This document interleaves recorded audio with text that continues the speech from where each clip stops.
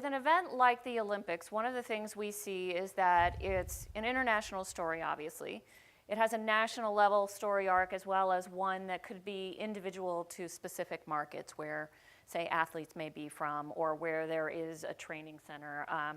And with all of those stories, we also know that sports is a uniquely highly engaged category, and it also, this event in particular, draws in a lot of people who may not identify as sports junkies.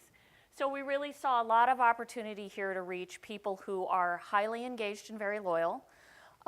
very casual, may not even be regular users of the site, but would definitely come in for the experience, and a lot of original content that would be getting created. And then advertisers really trying to reach that heightened volume around this global and centralizing event.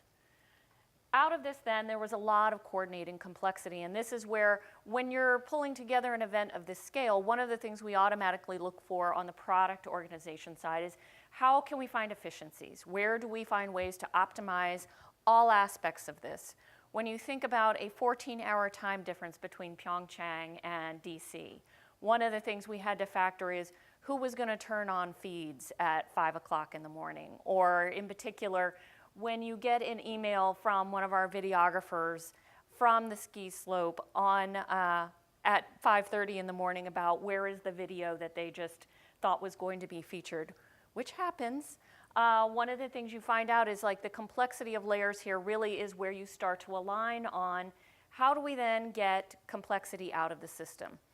One of the ways we do that is actually looking at templates that will help us recirculate the content, and also how we can then make sure that the content flowing through the templates is being directed through intelligent means.